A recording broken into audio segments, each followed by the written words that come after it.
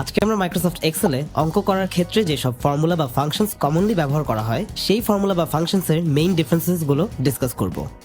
Microsoft এক্সেলের one of the most powerful features হচ্ছে যে এখানে ম্যাথমেটিক্যাল ক্যালকুলেশনস করা যায়। এক্সেলের ক্যালকুলেশন দিয়ে যেমন একটা টিচার তার স্টুডেন্টদের মার্কস যোগ করে তার গ্রেড অ্যাসাইন করতে পারে, তেমনি একটা বড় ব্যাংক তাদের হাজার হাজার ক্লায়েন্টদের মাসিক লোনের উপর ইন্টারেস্ট বা সুদ ক্যালকুলেট করতে পারে। In other words, calculation simple হোক বা খুবই কমপ্লেক্স, মাইক্রোসফট এক্সেল দিয়ে সব কিছুরই সলিউশন বের করা পসিবল।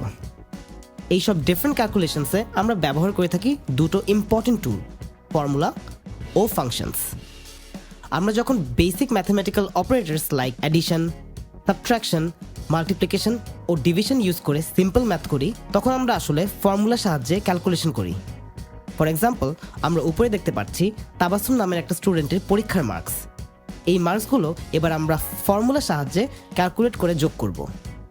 শুরুতেই আমি এই সেলটা সিলেক্ট করে ইকুয়ালস টু সাইন দিয়ে নিলাম, কারণ মাইক্রোসফট এক্সেলে কোনো রকম ক্যালকুলেশন করার আগে আমাদেরকে ইউজ করতে হয় দ্য ইকুয়ালস টু সাইন। এরপর সিলেক্ট করলাম সেল B2, যা ডিনোট করছে প্রথম কুইজের মার্ক। এরপর আমরা অ্যাড করব একটা সিম্পল ম্যাথমেটিক্যাল অপারেটর। সিন্স আমরা এই ক্ষেত্রে মার্কস যোগ করছি, আমরা ইউজ করব দ্য প্লাস সাইন। এরপর সিলেক্ট করলাম তার নিচের সেল B2 অ্যান্ড পুরো প্রসেসটাকে কন্টিনিউ করে আমি একটা ফর্মুলা দ্বারা করাবো।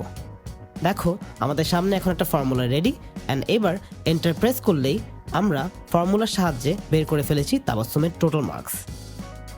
এখন এরকম সিম্পল ক্যালকুলেশনের জন্য ফর্মুলা ব্যবহার করাটা ঠিক আছে, তবে আমাদের যদি 200টা ডিফারেন্ট স্টুডেন্টের মার্কস এভাবে অ্যাড করতে হতো, এইভাবে ম্যানুয়ালি 200টা ডিফারেন্ট সেল সিলেক্ট করে ফর্মুলা দ্বারা করানোটা অনেক ইনএফিশিয়েন্ট একটা প্রসেস। হেন্স আর একটু কমপ্লেক্স সিচুয়েশনের জন্য আমাদেরকে কমনলি ব্যবহার করতে হবে ফাংশনস। ফাংশনস হলো একটা মিনি প্রোগ্রাম যা ফর্মুলা ইউজের ম্যানুয়াল ও লম্বা প্রসেসটাকে করে তোলে অটোমেটিক ও সহজ, এবং বিভিন্ন ক্যালকুলেশনের জন্য রয়েছে বিভিন্ন ফাংশনস। ফর এক্সাম্পল, যোগ করার ফাংশনটাকে বলা হয় দ্য সাম ফাংশন। আমি এবার যদি নিচের সেলটা সিলেক্ট করে ইকুয়ালস টু সাইন দিয়ে SUM বা সাম টাইপ করি, দেখো নিচে সাম দিয়ে যতগুলো ডিফারেন্ট ফাংশন এক্সিস্ট করে সবগুলো মাইক্রোসফট এক্সেল আমাকে সাজেস্ট করছে। আমি জাস্ট সাম লেখা ফাংশনটাকে ট্যাব বাটন প্রেস করে সিলেক্ট করব। এবার সেল B2টা ক্লিক করে মাউসের লেফট বাটনটাকে চেপে ধরে রেখে সেল B5 পর্যন্ত ড্র্যাগ করব। সাম ফাংশনের ভেতরে এবার লেখা B2:B5। এই কোলন সাইনটা বোঝাচ্ছে একটা সেলের রেঞ্জ, হুইচ মিনস আমরা সাম ফাংশনকে বলছি যে তুমি B2 থেকে B5 পর্যন্ত যতগুলো সেল আছে সবগুলোকে সিলেক্ট করে যোগ করে ফেলো।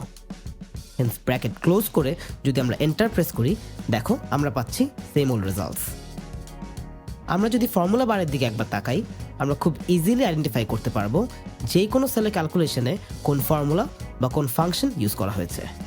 তো টু সামারাইজ, আমরা ফর্মুলা ইউজ করি যখন আমরা সিম্পল ম্যাথ নিয়ে ডিল করি, এবং আমরা ফাংশন ইউজ করি যখন ম্যাথটার প্রসেসটা হয় একটু কমপ্লেক্স।